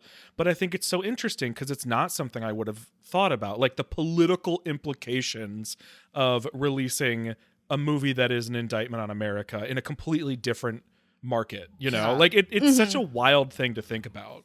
Yeah. What's interesting about this one too is like this was the first Toho movie since Godzilla 2000 that got any theatrical release in North America. So like 16 years. Oh, wow. It's only the second Toho movie ever in the history of Godzilla that was released in America in the same year. Like the only one up to that point. Obviously, since then -1, but up to that point, like. And I think and it's so funny that it's like the one that they do that again with is the one that is an indictment on America. And I think literally the only reason is just because the 2014 Godzilla movie did well. So they were like, well, I guess it'll make us money because people will go see a Godzilla movie when this one comes out. It's like that, and the movie made so much money in Japan and was so critically acclaimed. Right. It was basically like the equivalent of Fathom Events releasing Waitress, the filmed Broadway stage musical, in theaters for like 5 days only. And then they brought it back a couple more weekends. That is the same exact like release template that happened to this movie. Of course. And I am just so fascinated by all of this because in my past life, before I got out of academia, I was like a professor. And the best part about being a film and television professor was I got to just like break the hearts of 18-year-olds all the time by saying, actually, the government is still censoring everything you see because we have this thing called the Motion Picture Association of America, which is basically a Christian organization that tells you what your movie rating is. Like, that's what it is. It's like movie theater people, but mostly just religious leaders who are in this.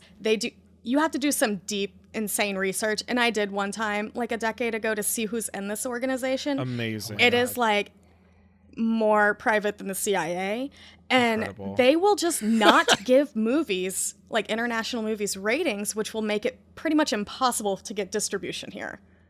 Like, which is so wild. Because so many theaters have so many theater chains have contracts with the MPA that they won't release any other movies. And I'm like, it's government censorship still. Like Hays Code, sure, was technically lost, but no, it's still here. And I'm like, that's why you're not getting a lot of these Godzilla movies or any other movie that might have something to say about the United States. This one just happened to slip by because it made so much money, and the other Godzilla before that made a bunch of money. Yeah. I mean, it's a conversation that we're having just this movie cycle with movies that have anything to do with Palestine, even remotely. We can say the documentary No Other Land still does not have distribution. It's nominated for an Oscar. Cannot get distributed. Yeah. It's wild. That's so true. They had to self-distribute it just to get it to qualify, and it's like, gang. And it's because no one will touch it, which is so... Yeah, exactly. That's exactly what it is. Yeah. Yeah, I mean, y'all know about Disney and Pixar. They're censoring everything now. Corporations aren't your friends, y'all. Nope. It sucks. Nope, they don't care about you. They don't care about you at all. Yeah. Bleak. I love to break hearts and be silly. Yeah. But, you know... It's a good combo. Yeah. Just like Shin Godzilla, breaking hearts and being silly. Yeah. That's my baby. My baby is so good. Can't wait for her. I want the sequel. Do y'all want a sequel to this? Okay. It's an interesting question because this movie really is kind of like a beautiful, complete work of art. Yeah. But what I would be interested in is this lens on other monsters that sort of mean or represent something in this franchise, right? So like, I don't know the answer to this question, but like, what would a Mothra story look like if it took a similar approach, right? Like Mothra says something typically, or has, when it does, there's a specific sort of conversation there.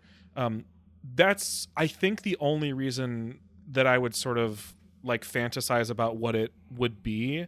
But this does really feel like a complete piece of art. It's almost like, when I say sequel, I want like anthology style, where it's like we can take a complete different... Oh, that's all you had to say. Yeah. I got to be specific with my words because I've seen some sequels. I saw King of the Monsters. Yeah.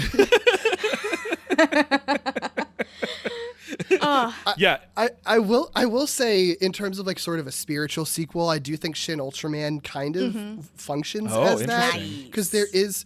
I like Shin Godzilla a lot more than Shin Ultraman, to be clear. I think there are two very different movies, but I do think there's a similar sort of, for one, design aesthetic for the monsters, but also I think the focus on looking at like the focus on like government entities and like scientific entities, it's different because it's a little more sci-fi. And it's not so much an indictment on the Japanese political system so much as it is just sort of like looking at like, if there were a world where kaiju existed, what would the sort of these government sectors sort of look like?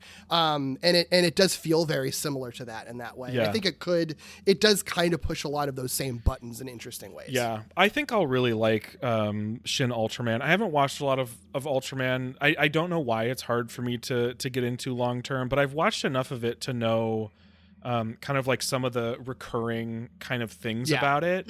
And I think this sort of like this filmmaker tackling some of those like agency response or agency interactions or whatever that case may be would be really interesting. Yeah. I'm like wondering if the anthology is just like an indictment on XYZ. So you can like have your indictment of like government response or like indictment of capitalism and how are you going to field it through that. So I'm like, let's just go through all these different prisms of what they can like deconstruct and tell you is stupid, but in a way that it like radicalizes everybody. Yeah. I mean, Mothra already like historically is kind of an indictment on like capitalism. That's what I'm saying. I think a Shin Mothra that it's an indictment on like modern end stage capitalism would be really interesting. So what we're saying is, if y'all want to buy this idea, please just email us the glitter jaw. Write us a little check. We are easily bribed. Yeah, it's fine. You can take it. I'm not going to make the movie anytime soon, but pay me and I'll give you all the ideas. Oh my god. Like, just the idea that they have to freeze Godzilla and coagulate his blood. Gang. Yeah. Oh, and the moment where it actually happens is so, like, it's literally one frame to the next. Like, there's no transformation. It just, like, instantaneously freezes. Yeah. It's so cool. That was absolutely a moment where I, like, hit the 15 seconds back thing several times. Because I was like, I want to see exactly what that looked like. It was so quick. And as a girly who lives in, like, I'm literally in an ice storm blizzard right now. That's exactly how it happens. It was 50 degrees yesterday, and you go outside, it's -2 and a foot of snow with an inch of ice under that. God. That's exactly how it happens. And I'm like, so accurate in so many ways. But also, unfreeze my boy. I want a play date. Please. I have to say, I'm obsessed with the phrase "as a girly who lives." Period. Like, it's just like as a girly who lives. Exactly. Let me tell you my opinion. Also, just for everybody, when I say girly, that is a non-gendered way of saying you're just my friend. Absolutely. Because also, gender is fake. We know that here at Glitterjaw. Oh yeah. Anybody can be a girly. Everybody's a girly here. We haven't talked about we have to talk about because we haven't talked about the tail, the fifth form tail. What can you tell me about this tail?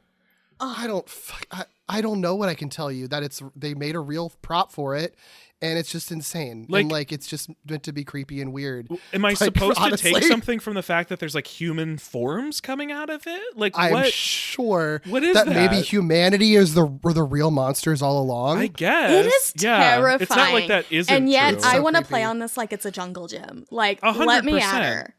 Yeah, normally when I say "let me climb Godzilla," it's very different. But this just like, you know, as a fun thing to do. We all have our kinks, gang. Yeah.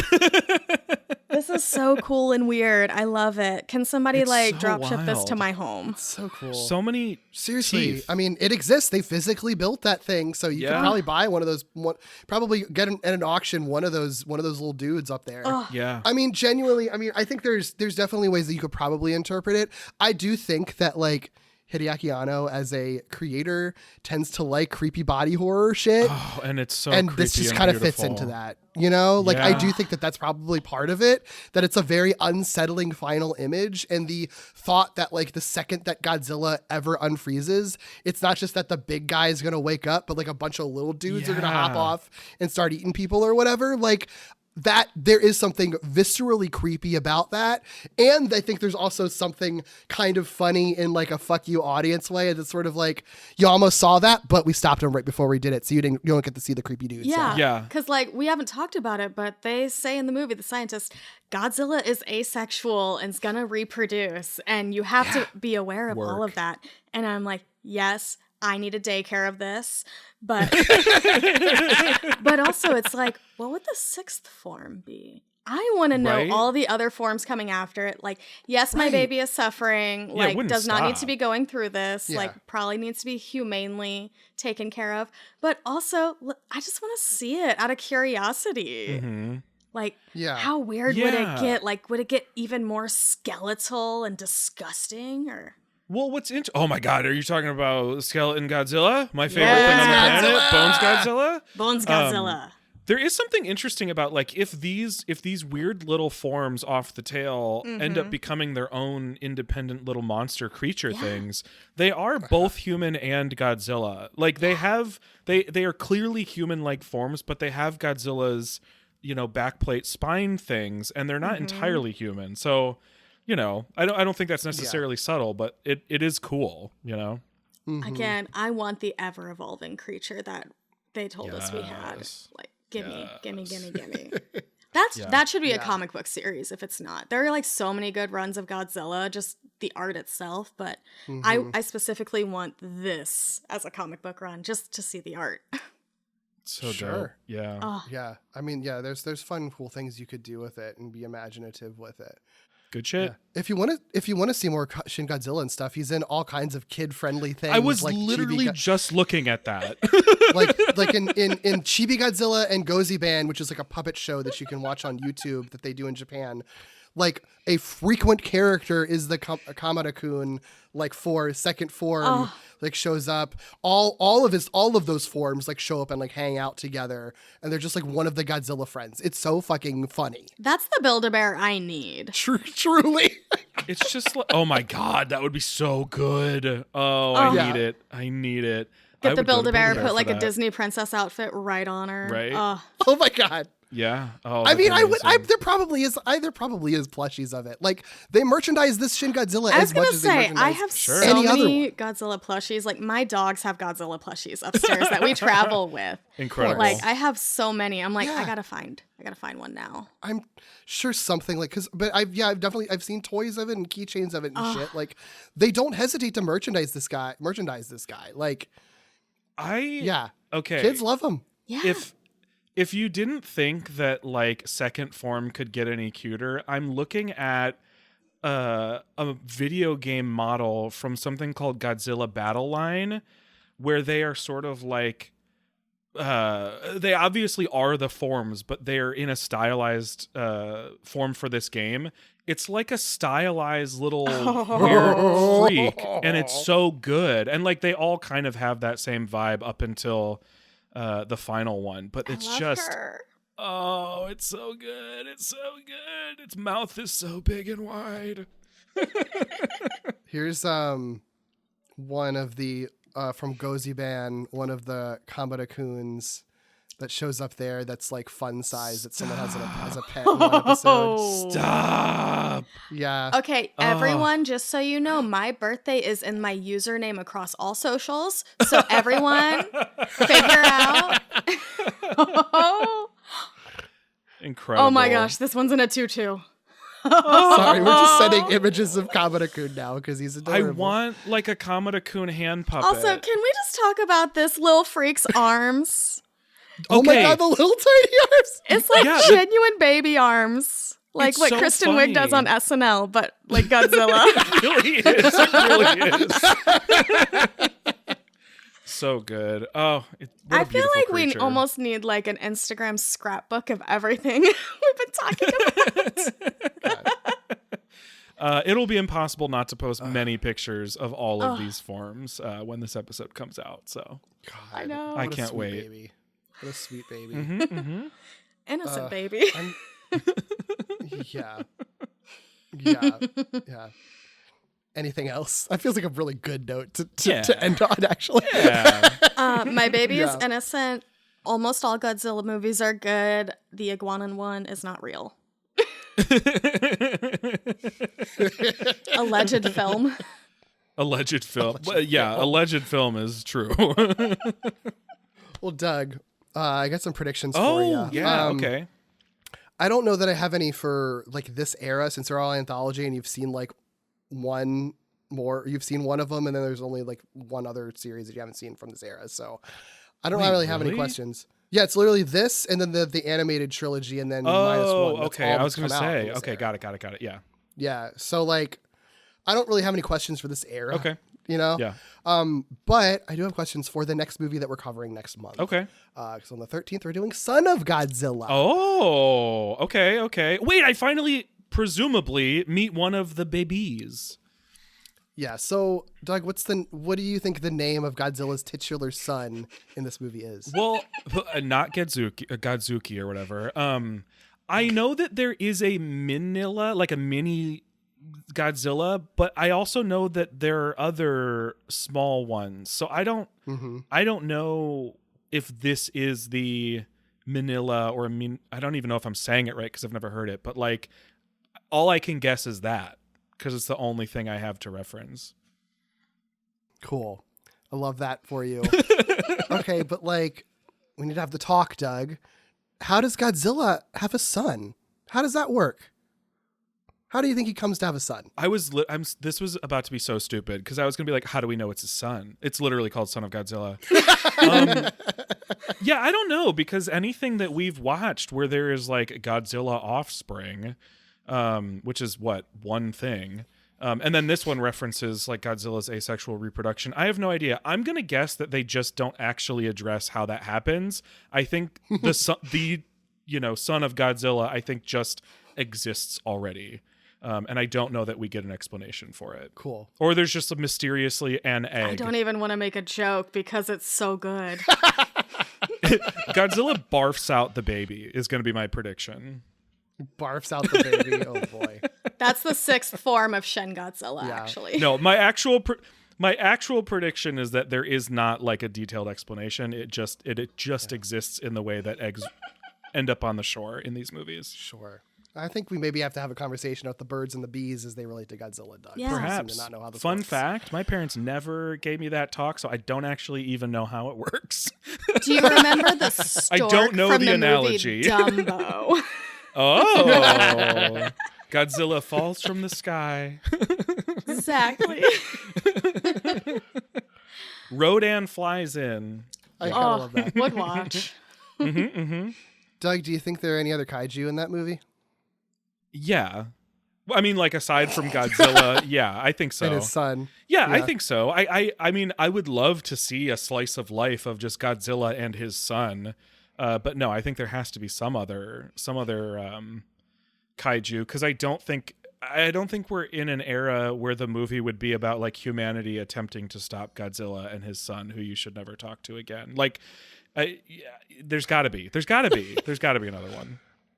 Like, don't talk to me or my gay Godzilla son ever again. Gay Godzilla, redundant. Yeah, true. The last time we saw Showa era Godzilla was quite a while ago. Was back with Abira, Horror of the Deep. Which I just learned appeared in Dave the Diver. Yeah. Abira was He in was. that. Anyway, sorry. He was kind of like an accidental hero, kind of by default in that movie. So, where do you think Godzilla is on the hero spectrum of Son of Godzilla? Is he like a hero?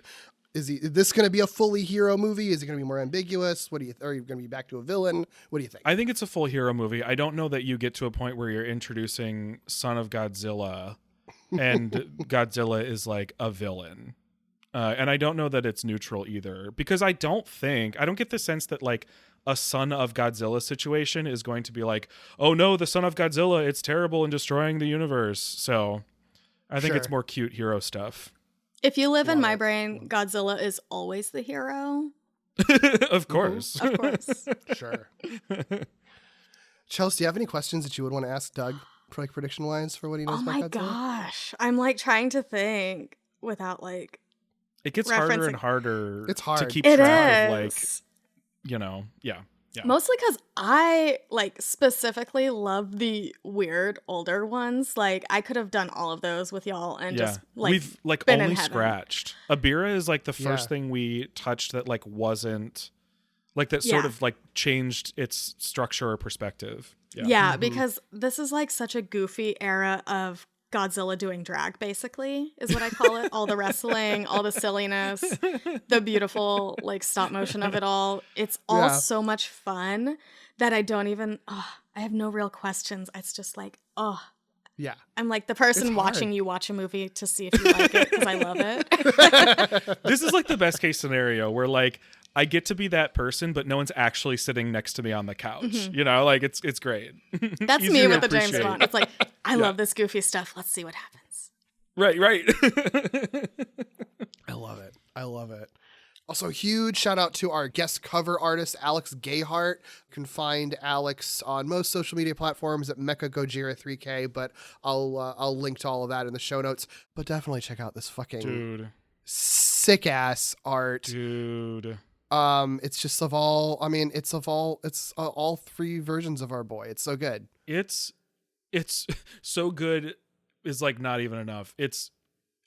I'm speechless. Dude, like you went off on this and the color is so cool. I could stare at this all day.